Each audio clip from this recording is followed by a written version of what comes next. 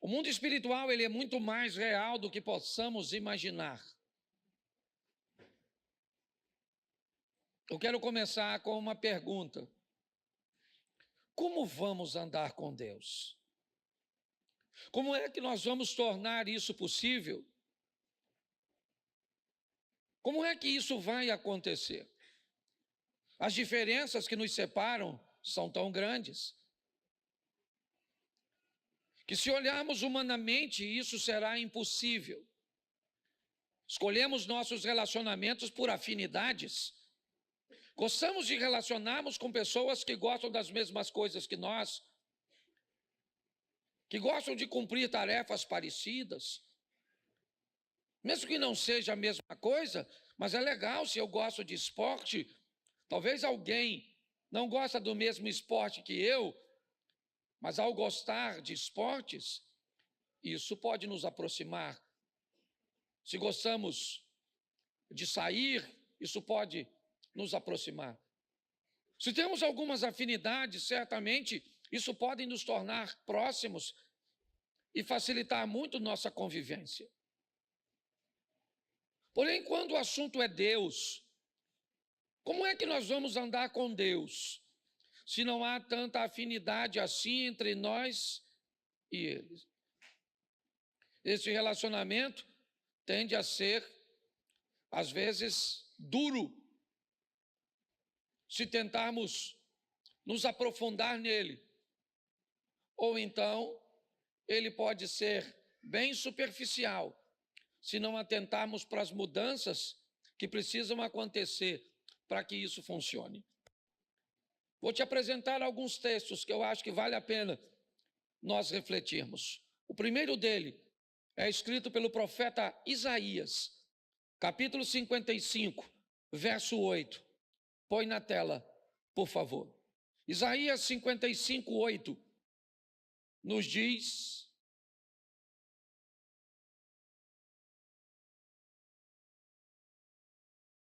eu passei para aí.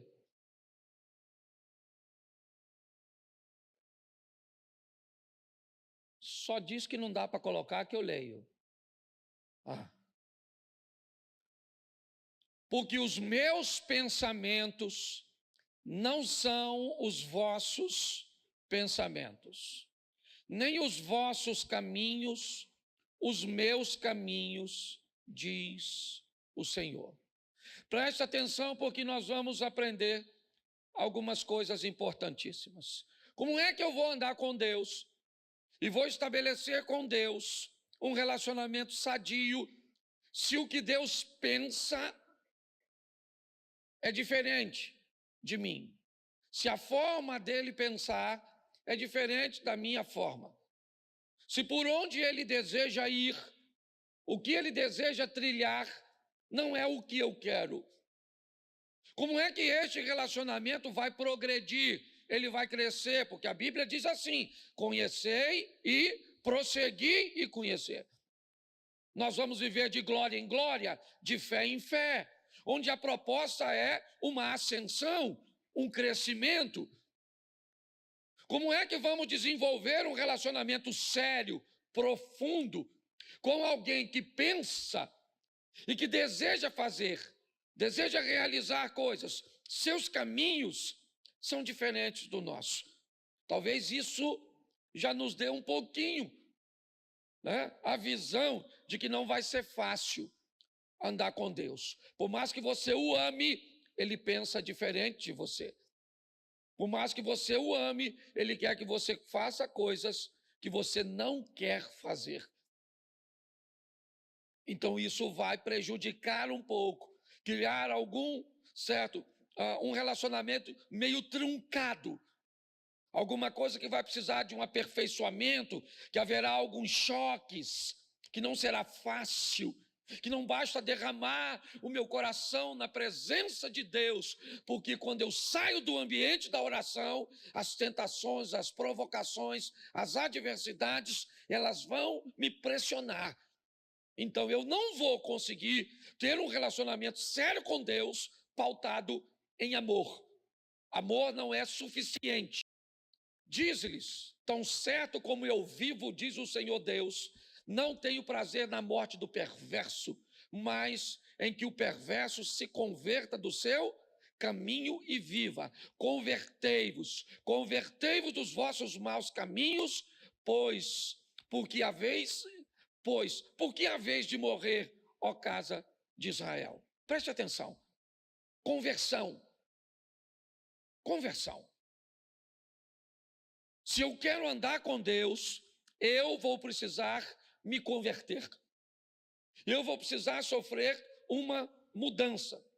Convertei-vos dos seus maus caminhos. Não podia ser uma vez só? Para que duas? Para que inúmeras informações sobre isso? Não bastaria uma? Não. O processo, às vezes, é muito lento. Algumas pessoas podem estar mais atoladas, mais aprofundadas, num ambiente hostil, perverso, desafiador do que outras, traumatizadas, presas a consequências de seu passado. Eu não sei, mas você já deve ter ouvido a história de uma mulher que procura um médico dizendo que tem uma dor no corpo todo. Ela diz: toda parte do meu corpo dói, doutor. Ele disse: eu nunca vi uma doença como essa. Ele diz: todo lugar dói. Ela falou: dói tudo. Aí ele falou: então me mostra. Aí ela foi: dói aqui, dói aqui, dói aqui, dói aqui, dói aqui, dói aqui. E aí ele disse: eu já sei qual é o seu problema. Dedo quebrado. Seu dedo está quebrado. E aí, onde você encosta com o dedo, vai doer, querido. Muitas vezes, nós nos deparamos com dificuldades,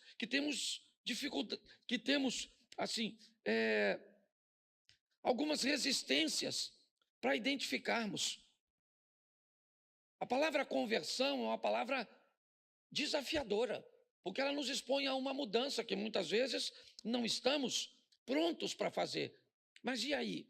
A outra parte é que vai se converter? Só tem duas partes para que esse relacionamento se consolide. Uma sou eu, a outra é Deus. A palavra para que ele se consolide é conversão. Então, se eu não me converto, quem tem que se converter é Deus para se relacionar comigo? Então não vai ser fácil, não. Não pense que a maioria das pessoas que vivem uma vida sem vergonha, uma vida dupla, querem viver porque não querem, não. Elas querem viver uma vida de santidade, uma vida digna, uma vida decente. Sai de um culto, desejosos de que durante essa semana seja uma semana de vitória, que ela não entre num site de pornografia, que ela não entre num ambiente de fofoca. Mas como ela vai fazer isso? Sozinha, ela não vai. As forças de oposição são muito maiores do que a dela. Para que ela consiga êxito nesse ambiente, ela vai precisar de uma companhia, ela vai precisar de um fortalecimento. E se ela não conseguir alcançar isso, se a força do mal convencê-la de que isso não é possível, não é viável, que ela não merece, você pode ter certeza que o que vai acontecer é ela ser envergonhada. Talvez não no ambiente humano, mas no ambiente espiritual.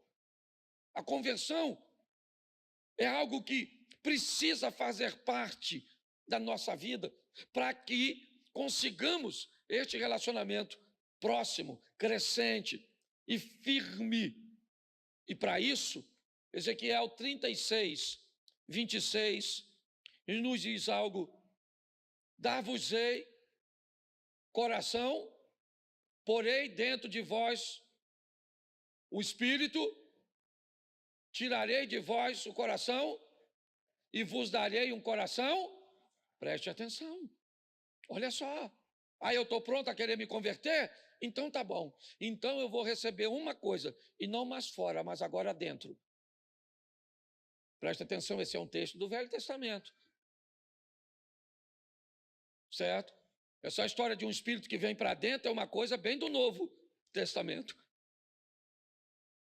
Então preste atenção, nós precisamos, para ter êxito, permitir que Deus entre. Eu não posso mais caminhar com Deus, simplesmente. Eu tenho que caminhar em Deus. Se eu quero vencer, não dá mais para um Deus que ande comigo. Eu preciso de um Deus que ande em mim. Preste atenção. Você quer se dar bem nesse relacionamento entre você e Deus? Pare de olhar a vida dos outros e concentre-se na sua. Todas as vezes que você só consegue olhar a vida do outro, eu te digo perto de quem você está, de Satanás. Ele é o acusador. Na presença de Deus, eu e você não temos a mínima condição de olhar para a vida dos outros. Todas as vezes que você vê na Bíblia alguém se encontrando com Deus, ele diz: ai de mim. Ai de mim que eu vou morrer. Eu vou morrer. Eu estou perecendo. Por quê? Porque na presença de Deus não dá para olhar para o outro. Fica você e ele. Acabou a vida do outro. Porque na presença do santo, acabou. No eterno não dá para olhar para a esposa, para o marido, para o vizinho, para o pastor, para o filho, para a sogra. Não dá. Na presença de Deus não sobra ninguém. É só você e ele. É assim que funciona. Então, se eu quero fazer isso dar certo, eu tenho que ter um autoconhecimento. Entender que a tentação precede a provação. Todo homem vai ser tentado quando ele for atraído e engodado por sua própria concupiscência. Seus desejos materiais envoltos em sensualidade ou não. A concupiscência é bem abrangente. Mas o que a Bíblia está dizendo é mais ou menos assim. Você vai ser, no campo da sexualidade, tentado por pensamentos eróticos, por desejos sexuais, por ter uma parte em você que não é cumprida. O nome disso é provação. Ou é tentação, perdão. Mas a hora que aparecer alguém lhe dando condição de atender a demanda da tentação, você entrou na provação. É assim que funciona. E ela é muito particular. O que tenta você não necessariamente tenta quem está do seu lado. Nós precisamos ter um entendimento, porque segundo a Bíblia, o que vai acontecer? O Satanás vai nos atrair com engodo. O que é um engodo? Engodo é uma quantidade de alimento que eu gosto, que eu almejo, mas que não pode ser suficiente para atender a minha demanda. É aquilo que caçadores, pescadores utilizam como um artifício para manter a presa perto do ambiente de captura. É assim que funciona. Então, segundo a Bíblia, eu preciso entender este processo que quem vai usar contra mim? Satanás. Por isso, algumas palavras precisam nortear a nossa caminhada.